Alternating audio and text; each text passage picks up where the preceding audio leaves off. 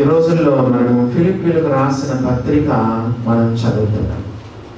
Biblical preaching is a balanced preaching. ఎప్పుడు ఒకటే చెప్పకూడదు. కొన్నిసార్లు సువార్తల నుండి చెప్పాలి, కొన్నిసార్లు పత్రికల నుండి చెప్పాలి, కొన్నిసార్లు అపోస్తుల కాల గ్రంథం నుండి చెప్పాలి, కొన్నిసార్లు ప్రవచన గ్రంథం అంటే ఏంటి, ప్రకటన గ్రంథం నుండి చెప్పాలి, కొన్నిసార్లు మైనర్ ప్రాఫిట్స్ నుంచి చెప్పాలి, కొన్నిసార్లు ఓల్డ్ టెస్టమెంట్ నుంచి చెప్పాలి కదా. ఈ రోజుల్లో మనము పత్రికల్లో నుంచి కొన్ని వాక్యాలు మనము ఫిలిప్పీలకు రాసిన పత్రికల నుంచి మనం వింటున్నాము. ఒక 3 వచనాలు మనం చదువుకొని ముందుకు సాగుదాం. మొట్టమొదటిగా 12వ వచనం చదువుతున్నాను. సహోదరులారా, నాకు సంభవించినవి సువార్త మరి ఎక్కువగా ప్రబలమగుటకే సమకూడదని మీరు తెలుసుకొన గోరుచున్నాను. చదివిన వాక్యాన్ని, చదవబోతున్న వాక్యాలను దేవుడు మన కొరకై దీవించును గాక. పౌలు సహోదరులారా అని పిలుస్తున్నాడు. సహోదరులు అంటే ఎవరో చెప్పండి. నేను కూడా చిన్నగా ఉన్నప్పుడు కొత్తగా యేసు ప్రభు నమ్మ పుస్తకాలు విపరీతంగా చదివేవాడిని. ఒక పుస్తకంలో రాశారు సహోదరులు అంటే ఏంటో తెలుసా? సహా ప్లస్ ఉదరము, సహోదరులు. నా అనౌన్స్మెంట్లో రాసి పెట్టుకున్నాను. కోటి గవర్నమెంట్ జాబ్ కొరకు ఒక 4 నెలలు తాను కాకినాడలో ఉంటారు. ఇప్పటికే 4 రోజులైంది. మరి మధ్యలో వచ్చినారు. మరి తెలుగు పండిట్ గారు చెప్తున్నాను, సందులు సమాసాలు ఈ యొక్క తెలుగు పండిట్లకు బాగా వస్తుంది. మన సోదరులు కోటి కొరకు 4 నెలలు మనతో ఉండరు. మరి ఆయన కొరకు కూడా ప్రార్థనలో మనం జ్ఞాపకం చేసుకున్నాం. ఎందుకంటే మరి తెలుగు పండిట్లకు ఇవన్నీ తెలుస్తాయి. ఏది? సహా ప్లస్ ఉదరము, సహోదరులు, ఒకే కడుపులో నుండి పుట్టినవారు. చాలాసార్లు నేను చెప్తున్నాను, church is like a family. మనమందరము సహోదరులము, సహోదరులు. రెస్టారెంట్కి వెళ్తే టేబుల్లో 6 కుర్చీలు ఉంటాయి. కొన్ని హోటల్స్లో 4 చైర్సే ఉంటాయి ఒక టేబుల్కి. ఎవరంతగా వాళ్ళు తింటారు, ఎవరంతగా వాళ్ళు వెళ్ళిపోతారు. సినిమా థియేటర్కి వెళ్తే అందరూ సినిమా చూస్తారు. సినిమా అయిపోయిన తర్వాత ఎవరంతగా వాళ్ళు ఇంటికి వెళ్ళిపోతారు. Church is not a theatre, church is not a restaurant. Church అయిన తర్వాత ఒకరొకరు మాట్లాడుకోవాలి, ఒకరొకరు పలకరించుకోవాలి, ఒకరొకరు వందనాలు చెప్పాలి. కొంతమంది మెల్లగా లిఫ్ట్లో అయితే వెళ్ళిపోతారు కదండి. వందనాలు చెప్పరు, పెద్దలను కలుసుకోరు, సేవకులను కలుసుకోరు, సోదరులను కలుసుకోరు, సోదరులను కలుసుకోరు. నో, మనమందరం సహోదరులము, సహోదరులము. 1 పేతురు 3వ అధ్యాయం 9వ వచనంలో ఒకరి సుఖ దుఃఖములలో ఒకరు పాలుపడి. ఈ సమస్యలు చెప్పుకోవాలి, చర్చిలో చెప్పుకోవాలి, సోదరులకు చెప్పుకోవాలి. ఎందుకు? డెలివరీ అయితే మెసేజ్ పెట్టారు, అందరూ విని సంతోషించాలి. కిరణ్మయికి 2వసారి కుమారుడు పుట్టాడు, దేవునికి స్తోత్రం. రోగంలో ఉన్నవారు ఎందుకు చెప్తారు? అందరూ ప్రార్థన చేయాలి. సుఖమైనదైనా మంచిదైనా చెప్పుకుంటాము, దుఃఖమైనదైనా చెప్పుకుంటాము. పేతురు రాసిన 1వ పత్రిక 3వ అధ్యాయము 9వ వచనం, 8వ వచనం అండి. తుదకు మీరందరూ ఏక మనస్కులై ఒకరి సుఖ దుఃఖముల యందు ఒకరు పాలుపడి. మనమందరము సహోదరులము, సహోదరులము. దేవుని బిడ్డలారా గమనించండి, కొంతమంది ఏమి షేర్ చేయరు, ఎవరికి ఏమి చెప్పుకోరు కదా. ఒంటరిగా బాధలు పడుతూ ఉంటారు. సంఘముతో కలిసిమెలిసి ఉండండి. ఇంకొక మాట కూడా మనం అప్పుడప్పుడు గుర్తు చేసుకుంటా ఉంటాం. రోమా 12వ అధ్యాయంలో ఏముంది? ఏడ్చువారితో ఏడవండి, సంతోషించు వారితో సంతోషించండి. ఈనాడు నేను బ్రదర్స్కి ఎవరు చెప్పకపోయినా మొన్న ఎప్పుడు ఏదో ఒక రాత్రి, బుధవారం రాత్రి సతీష్ కుమార్ గురించి చెప్పితే కొంతమంది బ్రదర్స్ మధ్యరాత్రి 12 గంటలకు వెళ్ళారు యశోద హాస్పిటల్. ఎవరండి? ఎవర అటెండెన్స్ ఉంటారు కదా, ఎవరండి? చీరాలను వచ్చిన వాళ్ళు ఎవరండి? చీరాలను వచ్చిన వాళ్ళు ఎవరండి? మన రాజేష్ జకరియా, రాజేష్ బాబు, జకరియా, ఇంకెవరో చూడండి, మనం రాజరయ్య గారు, అది ఆ ముగ్గురు వెళ్ళి యశోద హాస్పిటల్కి వెళ్ళి చీరాల నుంచి వచ్చిన వాళ్ళు ఎవరండి, చీరాల అందరు నిద్రపోతున్నారు, వాళ్ళని లేపి సంగతులని కనుక్కొని మరి సమాచారం తీసుకొని వచ్చినారు. చూసారా దేవుని బిడ్డలాగా, మధ్యరాత్రి 11:30 వాళ్ళకి పోవాల్సిన అవసరం ఏమొచ్చింది? నిన్న కొంతమంది బ్రదర్స్ ఎందుకు వచ్చింది? రాజా ఎస్తేరు వాళ్ళు భోజనం చేయకుండా 4 గంటల వరకు అక్కడే ఉన్నారు. ఏమా తిన్నారంటే తినలేదు. వాళ్ళు ఎప్పుడో 12 గంటలకు ఏమో 4 గంటల వరకు అక్కడే ఉన్నారు. మరి ఎందుకు? బైబిల్లో రాయబడింది, ఏడ్చు వారితో ఏడవండి, సంతోషించు వారితో సంతోషించండి. రోమిలకు రాసిన పత్రిక తెరవాలి మీరు, అప్పుడు వాక్యాలు మీకు తెలుస్తాయి. 12వ అధ్యాయం చూడండి. రోమా 12వ అధ్యాయంలో ఒక మాట మనము చదువుకున్నాము.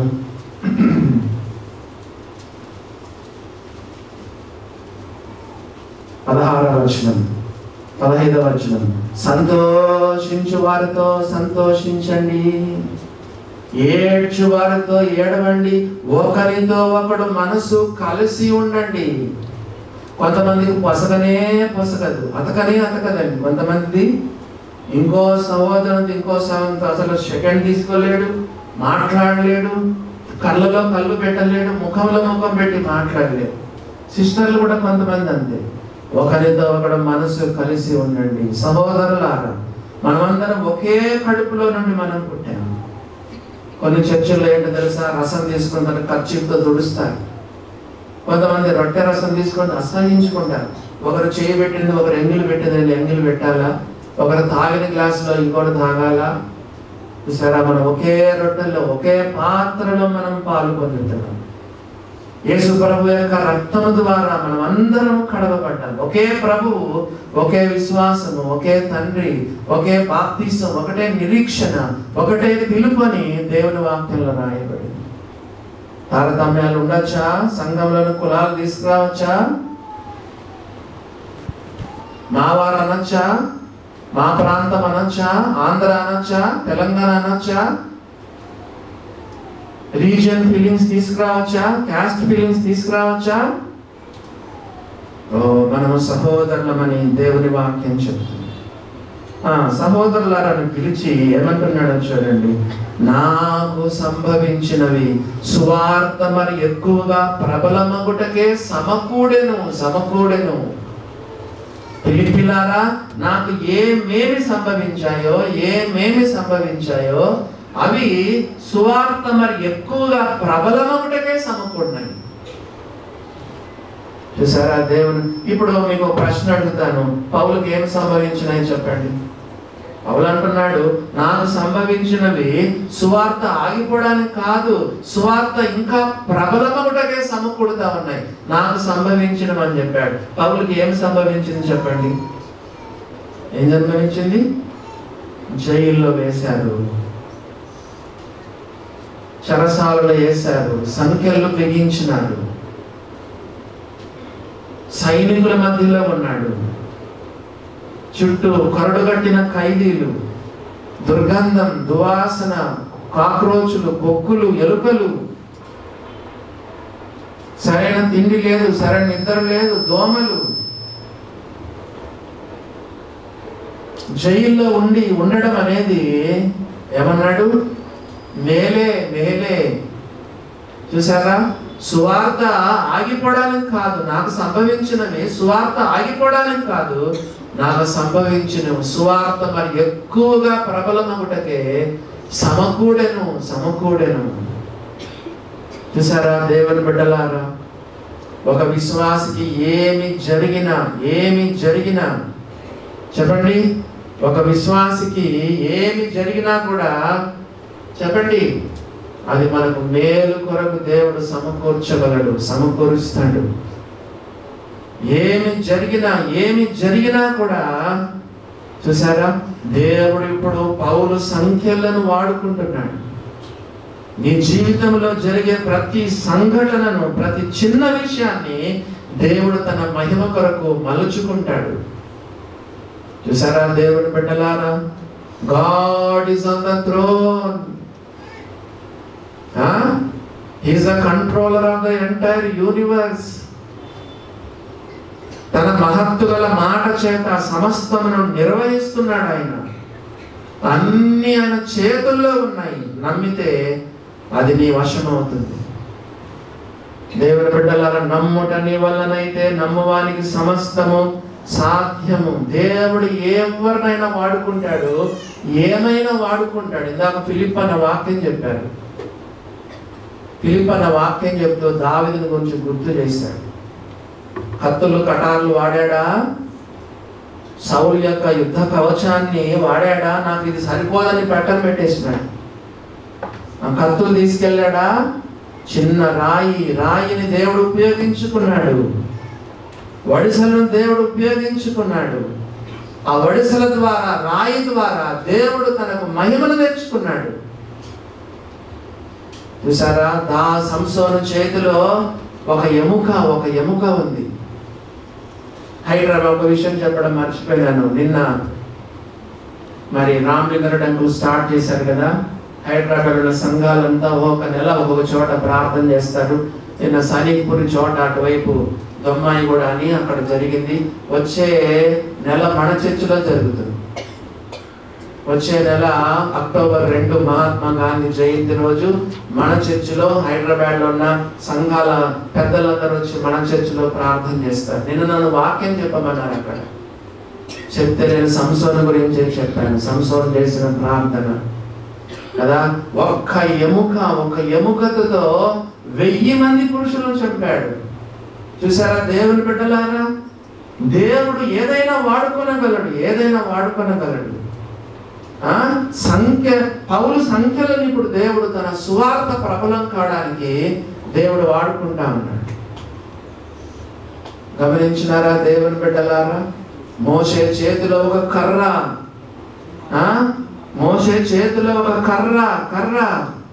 ఆ కర్రను దేవుడు ఎలా వాడుకున్నాడు చూడండి. మహాసముద్రం, అది ఎర్ర సముద్రము పాయలడానికి దేవుడు దాన్ని వాడుకున్నాడు.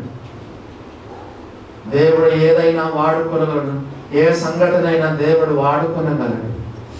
ఇప్పుడు చూస్తే పౌలు యొక్క సంఖ్యలను దేవుడు వాడుకుంటున్నాడు చూడండి. సువార్త ఆగిపోవడానిక, సువార్త ఇంకా ప్రబలం కావడానిక? చెప్పండి, చెప్పండి. సువార్త ఆగిపోవడానిక, సువార్త ఇంకా ప్రబలం కావడానిక? శుభవార్త ఇంకా ప్రబలం కావడానికి. నాకు సంభవించినవి. పౌలుకి ఏమేమో సంభవించాయి. మరి నీ జీవితంలో ఒక్కొక్కరు చిట్టా ఇప్పారనుకోండి, అమ్మా నువ్వు చెప్పమ్మా నీ సంగతులు చెప్పండి, పడపటా కన్నీళ్లు కారుస్తారు. వ్యక్తిగత జీవితంలో జరిగినవి, కుటుంబ జీవితంలో జరిగినవి కదా. చిన్నప్పటి నుండి జీవితంలో వచ్చిన కష్టాలు, శ్రమలు, బాధలు చెప్పు బ్రదర్ చెప్పంటే కళ్ళలో నీళ్లు గారుతాయి. అనేక మంది జీవితాల్లో కన్నీరు గారుతాయి. మరి నువ్వు నమ్మితే అవన్నీ దేవుడు మలుచుకుంటాడు. సువార్త మరి ఎక్కువగా ప్రబలమవుటకే సమకూడేను. ఒకసారి నేను చెప్పాను, నాకంటే కష్టాలు ఉంటే వెళ్ళే వాళ్ళు మీరు అసలు మన సంఘంలో ఉన్నారా అనిపిస్తుంది. నా జీవితంలో జరిగినవి కూడా అంతే. మనం దేవుని వాక్యాన్ని నమ్మితే ఎంత ధైర్యం ఉంటుంది. లేకపోతే కృంగిపోతావు, కృషించిపోతావు, డీలా పడిపోతావు, డిప్రెషన్లోకి వెళ్ళిపోతావు, అసలు అధైర్యపడిపోతావు. నువ్వు నీ పరిస్థితులను కూడా చూస్తే నెగటివ్గా ఆలోచించేది ఏది? నెగటివ్గా ఆలోచించేది. దేవుని వాక్యాన్ని నమ్ము. దేవుని వాక్యాన్ని ఉన్నట్టుగా నువ్వు స్వీకరించు, దాన్ని నమ్ము. నీ జీవితంలో దేవుడు అద్భుతాలు జరిగిస్తాడు. నీ జీవితంలో జరిగేవన్నీ కూడా దేవుడు తన మహిమకు మలుచుకుంటాడు. నీ ద్వారా దేవుని పని జరిగించుకునేటట్టు చేస్తాడు. నీ ద్వారా ఇంకా సువార్త ప్రబలమైనట్టుగా చేస్తాడు. నీకు సంభవించేవి మేలుకరంగా దేవుడు మలుచుకుంటాడు. పౌలు చెబుతున్నాడు, నేను జైల్లో ఉండడం, బంధకాల్లో ఉండడం, సంఖ్యలలో ఉండడం ద్వారా సువార్త మరి ఎక్కువగా ప్రబలమవుతుంది. ఇంకా కాలేదండి.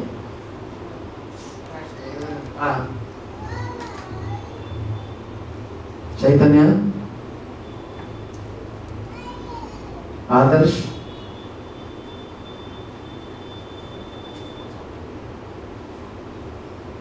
కాబట్టి పౌలు ఏం చెప్తున్నాడు?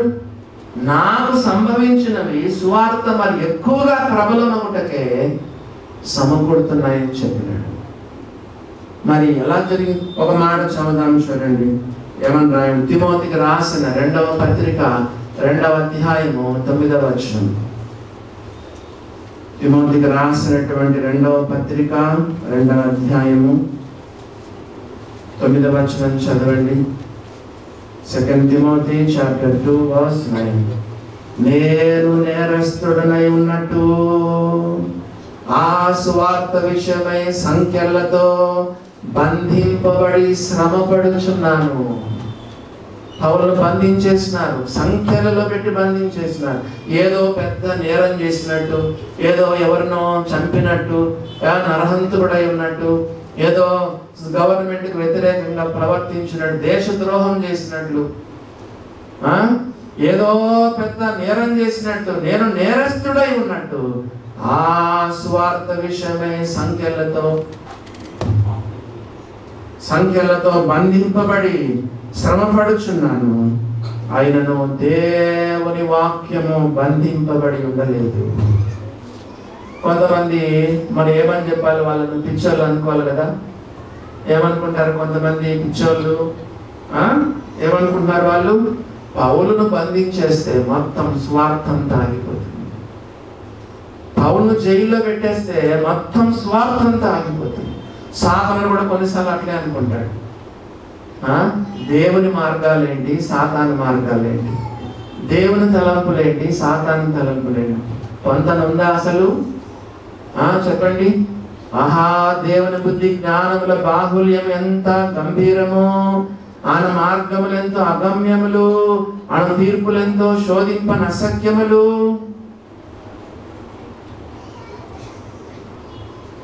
దేవుని బిడ్డలారా గమనించండి. పౌలు బంధిస్తే సువార్త ఆగిపోతుందా? దేవుని పని ఆగిపోతుందా? ఇంకా ప్రబలమైందని రాయబడింది. చూడండి 2వ తిమోతి 2వ అధ్యాయం 9వ వచనం. నేను నేరస్తుడనై ఉన్నట్టు ఆ సువార్త విషయమై సంఖ్యలతో బంధింపబడి శ్రమపడుచున్నాను. చూడండి, ఆయనను దేవుని వాక్యము బంధింపబడి ఉండలేదు. చూసారా? ఆయనను దేవుని వాక్యము బంధింపబడి ఉండలేదు. ఇప్పుడు నమ్మండి, నీ జీవితంలో ఏమి జరిగినా కూడా దేవుడు దాన్ని తనకు మహిమకరంగా కదా, తన సేవకు ఉపయోగకరంగా, నీకు మేలుకరంగా దేవుడు జరిగిస్తాడు. వాళ్ళు ఏం జరిగిందో చూడండి, అద్భుతం చూడండి. ఫిలిప్పీయులకు రాసిన పత్రిక 1వ అధ్యాయము ఇప్పుడు 13వ వచనం చదవండి. 13వ వచనం చదువుతున్నాను. ఏలయనగా నా బంధకములు క్రీస్తు నిమిత్తమే కలిగినవని ప్రేతోర్యమను సేనలోని వారికందరికి తక్కిన వారికందరికీ స్పష్టమాయను. అందరూ తెలుసుకున్నారు. ప్రేతోర్యం అంటే అదొక సేన అన్నమాట. ఒక సేన, ఒక బెటాలియన్. ఒక బెటాలియన్లో కొంతమంది సేవకులు, కొన్ని వందల మంది సేవకులు ఉంటారు. ప్రేతోర్యమను సేనలోని వారికి అందరికి తెలిసిపోయిందంట, పౌలు ఏ తప్పిదం చేయలేదు, ఏ నేరము చేయలేదు.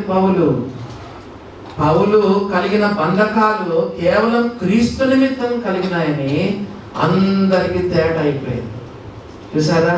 పౌలు నిర్దోషి అని తెలుపబడింది. దేవుడు కొన్ని కార్యాలు దేవుడు జరిగిస్తాడు. ఆ తర్వాత ఇంకొక విషయం ఏంటంటే, నాకు సంభవించిన సువార్త మరి ఎక్కువగా ప్రబలమవుటకే సమకూడెను అని రాయబడింది కదా. ఎలా సువార్త ప్రబలమైంది చెప్పండి? ఒక విశ్వాసి జీవితంలో ఏమైనా జరిగితే అది దేవుడు చేసింది, సాతాను చేసింది కాదు. దేవుడే ఈయన జైల్లో పెట్టించాడు. ఏందన్నా అట్లా చెప్తారని అంటారేమో. ఎందుకంటే పౌలు కనుక జైల్లో వేయబడకపోయి ఉంటే ఆయన సేవ పరిమితమయ్యేది కదా. ఇక్కడ ఈ ఊరు, ఆ ఊరు, ఈ ఊరే తిరుగుకుంటా చనిపోయేంత వరకు తన చుట్టుపక్కల మాత్రమే సేవ చేసి ఉండేవాడు. ఎవరు? పౌలు. కానీ పౌలు జైల్లో దేవుడు అదే కాల్సుగా జైల్లో పెట్టించాడు. పౌలు, నీ సేవ పరిమితంగా ఉండకూడదు. ప్రపంచ వ్యాప్తముగా నీ పత్రికలు, చెప్పండి, నీ పత్రికలు, నీ యొక్క ఎపిసిల్స్ ప్రపంచ వ్యాప్తంగా పోవాలి. ఈనాడు ఫిలిప్పి పత్రిక మనం చదువుతున్నామంటే ఆయన జైల్లో వేగపడకపోయి ఉంటే ఆ ఫిలిప్పి ఊరికి వెళ్ళేవాడు, నోటి మాటలతో వాళ్ళకు వాక్యం చెప్పేవాడు.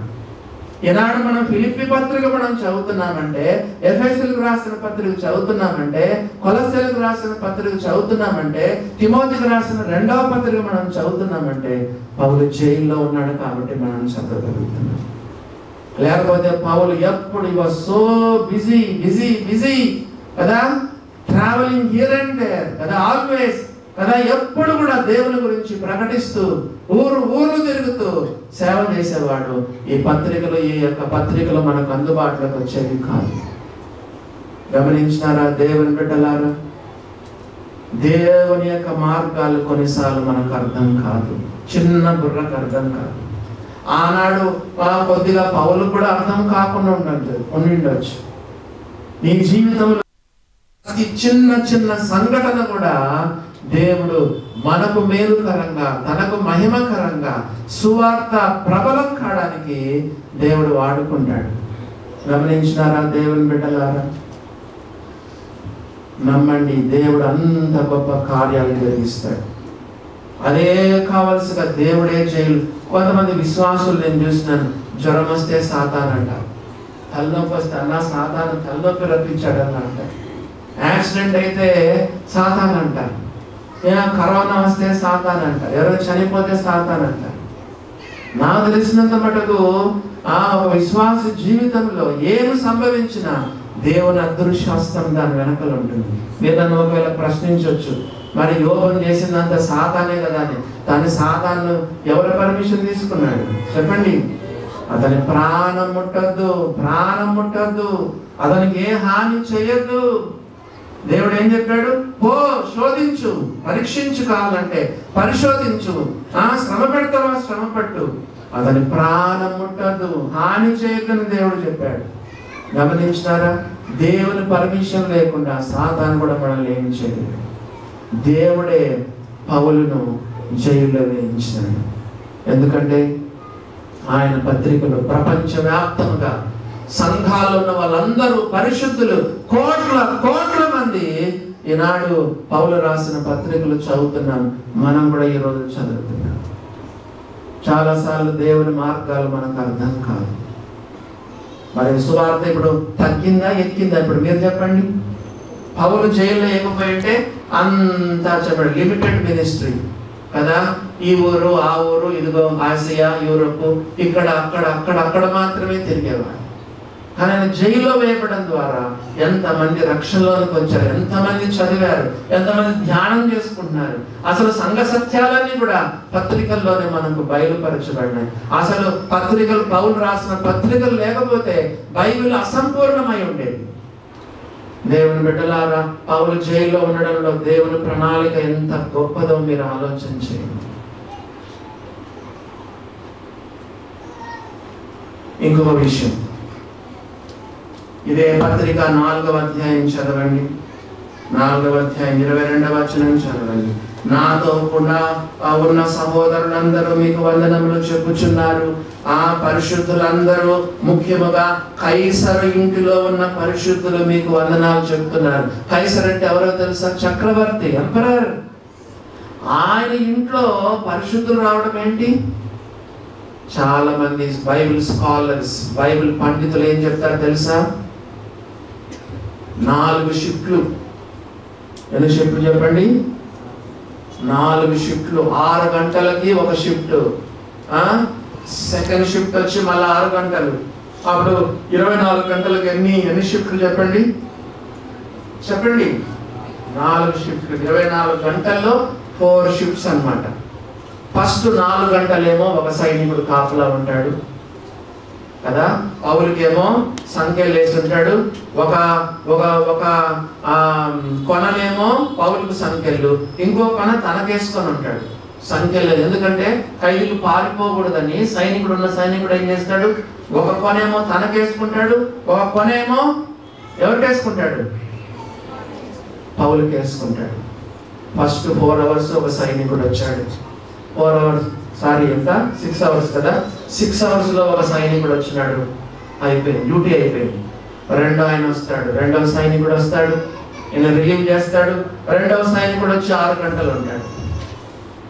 ఆయనప్పటికీ ఆయన డ్యూటీ అయిపోయింది. మూడో ఆయన వస్తాడు, మూడో ఆయన వచ్చి ఆయన రిలీవ్ చేసి ఈయన డ్యూటీ ఎక్కుతాడు. మూడో ఆయన ఈయన మళ్ళీ అలాగా ఆయన డ్యూటీ అయిపోతే 4వ ఆయన వస్తాడు. అట్లా 6 గంటల డ్యూటీ చొప్పున రోజుకి 4 సైనికులు పౌలు దగ్గర ఉండేవాళ్ళు. వాళ్ళకందరికీ పౌలు ఊరుకుంటాడా చెప్పండి? పౌలు ఊరుకుండేవాడా? అనుదినము రక్షణ సువార్తను ప్రకటించుడి. కీర్తన గ్రంథంలో ఉంది, అనుదినము రక్షణ సువార్తను ప్రకటించుడి. పౌలు ఊరుకుంటాడా? అయ్యో నేను సువార్తను ప్రకటింపకపోయినట్లా నాకు శ్రమ, అందరికీ సువార్త ప్రకటిస్తాను. అట్లా కొద్ది రోజులు అయిపోయింది. కానీ వీళ్ళకి సైనికులు డ్యూటీ ఎట్లా ఉంటుంది తెలుసా? పోలీసు వాళ్ళు కూడా అట్లే ఉంటుంది. ఈ రోజు జైల్లో ఉంటే నెక్స్ట్ రోజు ఇంకో చోట ఉంటుంది, నెక్స్ట్ వారం 1 week అంతా అక్కడ చేసిన తర్వాత నెక్స్ట్ వీక్ మళ్ళా కైసర్ ఇంట్లో డ్యూటీ ఉంటుంది. ఇట్లాగా పౌలు ద్వారా రక్షణ పొందిన వాళ్ళు నెక్స్ట్ ఎక్కడ పడినారు? డ్యూటీ ఎక్కడ పడింది? కైసర్ ఇంటిలో డ్యూటీ పడింది. చక్రవర్తి ఇంటిలో చెప్పండి ఏమైంది? చక్రవర్తి ఇంటిలో చెప్పండి పరిశుద్ధులు ఏర్పడ్డారు.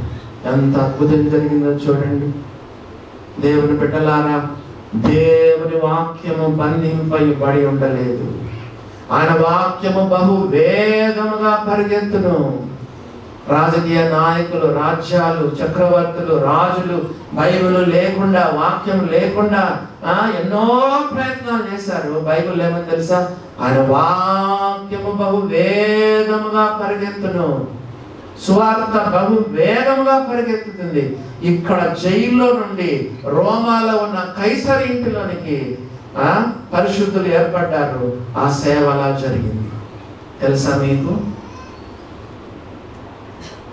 బంధకాల ద్వారా సేవ ఆగిపోయిందా? సేవ ఇంకా విస్తరించిందా? విస్తరించింది. ఇంకో విషయం చెప్తాను.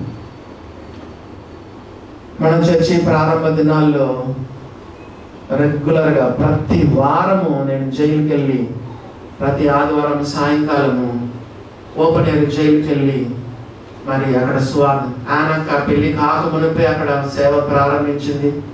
మన చర్చి స్టార్ట్ అయిన తర్వాత దాన్ని అట్లనే కంటిన్యూ చేసేవాళ్ళు. ఒకసారి ఒక ఖైదీకి ఏదో కష్టాల్లో ఉన్నాడు, వాక్యం చెప్పాను. మళ్ళీ ఇంటికి వచ్చిన తర్వాత ఆ వారం అతనికి లెటర్ రాశాను. నేను ఖైదీకి లెటర్ రాశాను. లెటర్ రాస్తే నెక్స్ట్ వారం పోయినప్పుడు ఆఫీసర్స్ మీరు ఫలాని ఖైదీకి లెటర్ రాశారు కదా, చాలా సంతోషము, మరి అనే లెటర్ అంతా మీకు ఎట్లా తెలుస్తారన్న? అయ్యో, ఖైదీలకు వచ్చే ప్రతి లెటర్, వాళ్ళు రాసిన లెటర్ కానీ వాళ్ళకు వచ్చిన లెటర్ కానీ మేము ఫస్ట్ చింపి దాన్ని చదివిన తర్వాతనే ఖైదీలకు అందిస్తామన్న వరకు నాకు తెలియదు. నేను రాసిన విషయాలు మీకెట్లా తెలిసినాయి సార్ అని ఆ యొక్క జైలు అధికారులను అడిగితే, వాళ్ళు రాసిన లెటర్ మేము చదవాల్సిందే, మీరు రాసి పోస్ట్ చేసిన లెటర్ కూడా మేము చదవాల్సిందే అని చెప్పారు.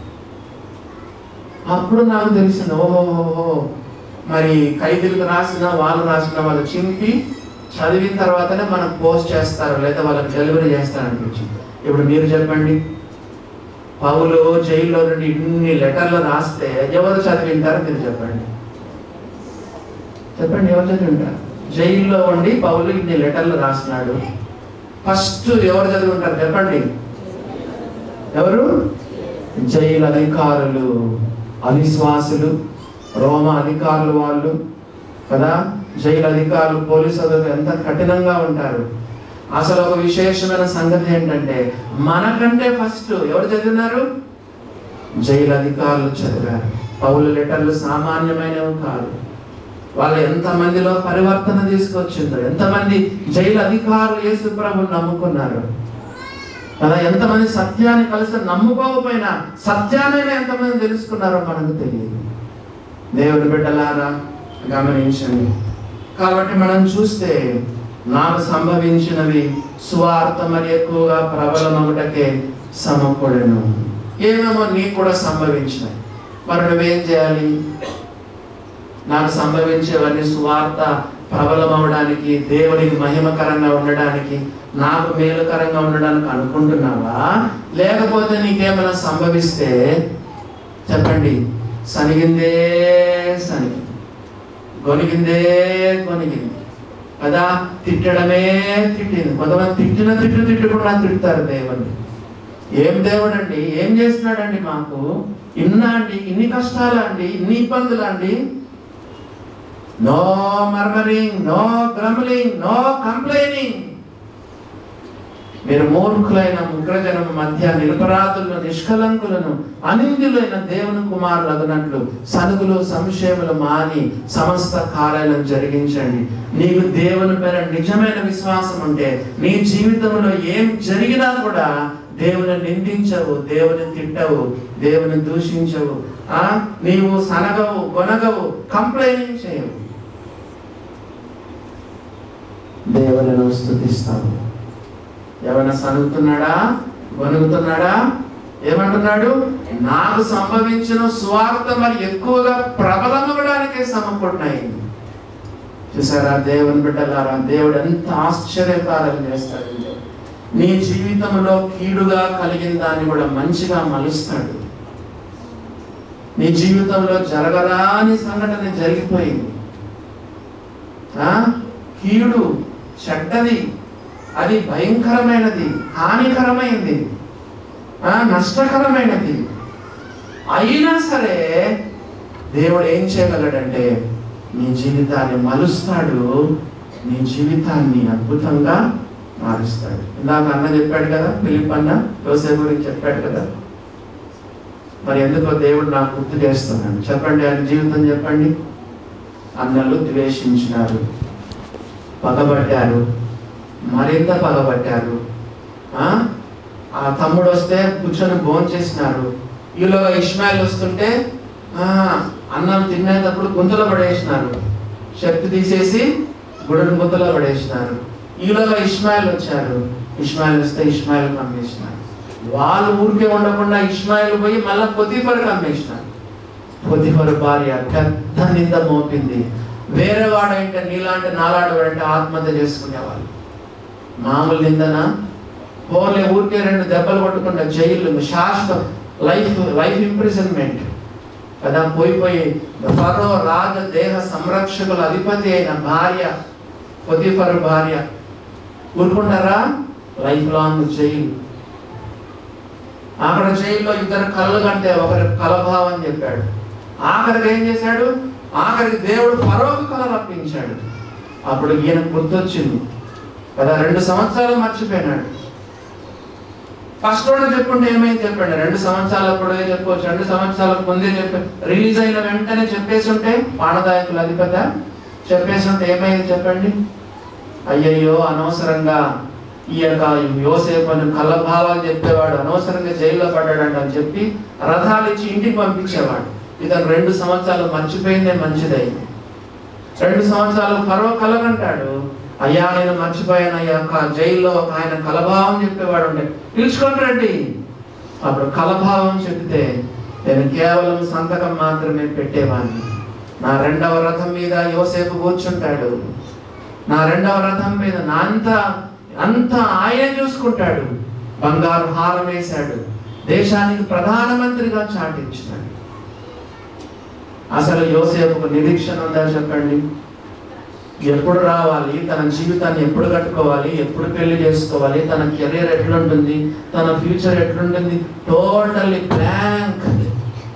అదా అసలు అంధకారం, తన జీవితం అంతా అంధకారమే. కానీ ఈ ట్రస్టెడ్ గాడ్, దేవుని నమ్మినాడు, దేవుని నమ్మినాడు, దేవుని నమ్మినాడు. గమనించినారా దేవుని బిడ్డలారా? నీ జీవితంలో ఏమి సంభవించినా కూడా దేవుడు దానికి నీకు మేలుకరంగా, మహిమకరంగా, సువార్త ఎక్కువగా ప్రబలం కావడానికి దేవుడు జరిగిస్తాడని దేవుని వాక్యంలో చూస్తుంది. సరే, no murmuring, no grumbling, no complaint. ఏం చేయాలి మరి చెప్పండి, ఎవరైనా చెప్పండి. మన జీవితంలో ఏమైనా జరిగితే సనకూడదు, కొనకూడదు, ఫిర్యాదులు చేయకూడదు. మరి ఏం చేయాలి చెప్పండి? దేవుని స్తోత్రం చెప్పాలి. ప్రభువా, నీవు సింహాసనం పైన ఉన్నావు, నీకు తెలియకుండా ఏమీ జరగదు ప్రభువా. నా జీవితంలో జరిగినవన్నీ నీకు మహిమకరంగా నువ్వు మలుస్తావు, నాకు మేలుకరంగా చేస్తావు. సువార్త సేవ ఎక్కువగా ప్రబలం కావడానికే చేస్తావు. యేసయ్యా నీకు స్తోత్రం. మొదటి theme 1 Thessalonians 5th chapter 18th verse కదా. ప్రతి విషయమందును చెప్పండి, కృతజ్ఞతాస్తుతులు చెల్లించుడి. ఇలాగు చేయట యేసుక్రీస్తునందు మీ విషయంలో దేవుని చిత్తము. Give thanks in all things, give thanks in everything. చెప్పండి, గివ్ థాంక్స్ ఇన్ ఎవ్రీథింగ్. ప్రతి విషయమందు స్తోత్రం, స్తోత్రం, స్తుతి, స్తోత్రం, దేవునికి వందనాలు అని చెప్పాలి. నీ జీవితంలో ఏం జరిగినా కూడా దేవునికి స్తోత్రం చెప్పాలి. మరి అంత మాత్రం కాకుండా రోమా 8:28 చదవండి. అందరికి తెలిసిందైనా సరే చదవాల్సిందే. రోమా 8:28 చదవండి. మీకు ఒకసారి చెప్పాను, గుర్తుందా? పోలీసు వాళ్ళు వచ్చి ఇప్పుడే పోలీసు వాళ్ళు వచ్చి కదా, గవర్నమెంట్ వాళ్ళు వచ్చి తుపాకులు బట్టి బైబిల్ ఎవరిలో ఉండడానికి లేదు, బైబిల్స్ అన్ని హ్యాండ్ ఓవర్ చేయండి అని చెప్పితేనంట మనం ఏం చేయాలంట? గుర్తుంది ఎవరికైనా? రోమా 8వ అధ్యాయం చించుకొని వాళ్ళకి హ్యాండ్ ఓవర్ చేయాలి. ఎందుకు? రోమా 8వ అధ్యాయం అంత ఇంపార్టెంట్. ఇంటికి వెళ్ళి చదువుకోండి కదా. ఎప్పుడైనా బైబిల్ హ్యాండ్ ఓవర్ చేయాలి గవర్నమెంట్ చెప్తే ఏం చేయాలంట? రోమా 8వ చించుకొని హ్యాండ్ ఓవర్ చేయాలి. అన్ని విశేషమైన సంగతులు రోమా 8వ అధ్యాయంలో ఉన్నాయి. రోమా 8:28 దేవుని ప్రేమించు వారికి, అనగా సంకల్పము చొప్పున పిలువబడిన వారికి మేలు కలుగుటకై సమస్తమును చెప్పండి సమస్తమును సమకూడి జరుగుతాయి. వచ్చిన సంబంధం ఎగిరిపోయింది. వచ్చినారు కదండి, పెళ్లి చేసుకుంటామన్నారు, అది ఇది అన్నారు కదా. ఫస్ట్లో నా పెళ్లి కూడా అట్లే, ఏదో ఒక ప్రపోజల్ తీసుకెళ్లారు, మధ్యవర్తి కొంచెం మభ్య పెట్టాడు, మా అమ్మమ్మ ఆయన పోదామన్నారు, పోయినాను. ఏదో పెట్టినారు, తిన్నారు. ఆయన ఇదే ఎంగేజ్మెంట్ అన్నాడు కదా. ఏదో వాళ్ళిద్దరు మేము నలుగురు ఉన్నాము, వాళ్ళు నలుగురు ఉన్నారు, వాళ్ళ ఫ్యామిలీ మెంబర్స్, మా ఫ్యామిలీ, ఇదే ఎంగేజ్మెంట్ అంటే అనుకున్నాడు. నేను చెప్పినాను నేను సేవకు వస్తానన్నాను, వాళ్ళకి నచ్చలేదు, సంబంధం ఎదురుకొట్టుకున్నారు. సంబంధం ఎగిరిపోయిందా? నీ మేలు కోసం. చూసారా దేవుని బిడ్డలారా? పరీక్షలో ఫెయిల్ అయినావా? నీ మేలు కోసం. ఉద్యోగం ఊడిపోయిందా? దేవునికి స్తోత్రం. ప్రమోషన్ రాలేదా? దేవునికి స్తోత్రం కదా. ఎవరో పర్సు కొట్టేసినారా? దొంగతనమైందా? దేవునికి స్తోత్రం. ఒకసారి రాజమౌళి ఒక ఇంటికి పోతే దొంగలు తాళం తీశారు, టీవీ అన్ని తీసుకున్నారు, కొంచెం బయట బంగారం కూడా తీసుకున్నారు, తాళం వేసుకొని పోయినారు. అప్పుడు నేను చెప్పాను, ఇవన్నీ మన మేలు కొరకు. కనీసం ఇప్పటి నుంచి మీరు ఆ దొంగ కొరకు ప్రార్థన చేయడానికి దేవుడు మీకు ఒక అవకాశం ఇచ్చినాడు. మీలో దొంగతనమైంది కదా, అసలు అని ఎవరో ఏం కదా మనకు తెలియదు కదా. కనీసం ఇప్పటి నుంచి మీరు ఆ దొంగ కొరకు ప్రార్థన చేయడానికి దేవుడు మీకు ఒక అవకాశం ఇచ్చాడు. దేవుని మార్గాలు చాలా ఆశ్చర్యంగా ఉంటాయి కదా. దేవుని ప్రేమించి వారికి అనగా సంకల్పం చొప్పున పిలువబడిన వారికి మేలు కలుగుటకై సమస్తమును సమకూడి జరుగుచున్నవని ఎరుగుదము. All things work together for our good. Even every single thing, మీ జీవితంలో సంభవిస్తున్న every small thing, single thing, ప్రతిదీ కూడా నీకు మేలుకలంగా దేవుడు సమకూడి జరిగిస్తాడు. అంత శక్తిమంతుడు దేవుడు. రోమా మళ్ళా ఫిలిప్పీలకు రండి, ఆఖరి వచనం చదువుకొని ప్రార్థన చేసుకున్నాం. చూడండి, ఫిలిప్పీలకు రాసిన పత్రిక 1వ అధ్యాయంలో 14వ వచనం చదువుకొని ప్రార్థన చేసుకున్నాం. మరియు సహోదరులైన వారిలో ఎక్కువ మంది నా బంధకముల మూలముగా ప్రభువునందు స్థిర విశ్వాసం కలగన్నారట. పౌలు జైల్లో పడినందుకు సహోదరులలో ఎక్కువ మంది ఏమొచ్చిందంటే వాళ్ళకు, అయ్యో పౌలు జైల్లో పడ్డాడు కాబట్టి మనం భయపడకూడదు. పౌలు భయపడలేదు, మనం భయపడకూడదు. ప్రభు కొరకు త్యాగాలు చేయాలి, సిద్ధపడాలి. కావాలంటే ప్రభు కొరకు మనం మరణించాలి. మనం కూడా కావాలంటే జైలుకు వెళ్ళాలి. ఏమేమనుకున్నారో ఏమో, పౌలు యొక్క బంధకాల మూలంగా అనేక సహోదరులు, అనేక మంది, ఎక్కువ మంది స్థిర విశ్వాసం కలిగిన, పౌలు జైల్లో ఉండడం ద్వారా సహోదరులకు ఏమొచ్చింది? స్థిర విశ్వాసం. నెక్స్ట్ చూడండి ఏమని రాయబడిందో, స్థిర విశ్వాసం గలవారే నిర్భయముగా దేవుని వాక్యం బోధించుటకు మరి విశేష ధైర్యం తెచ్చుకున్నది. పౌలు వాక్యం చెప్పి జైల్లో పోయినాడు కాబట్టి మనం కూడా కావాలంటే ప్రకటించి దేవుని వాక్యం చెప్పి జైల్లో కావాలంటే పోదాం, మనం కూడా పోదాం, పౌలు దగ్గరికి వెళ్ళిపోదాం అని చెప్పి విశేష ధైర్యం తెచ్చుకున్నారంట. చూసారా దేవుని బిడ్డలారా, పౌలు జైల్లో వేయబడడం ద్వారా ఎన్ని గొప్ప మేలు కలిగినాయో చూడండి.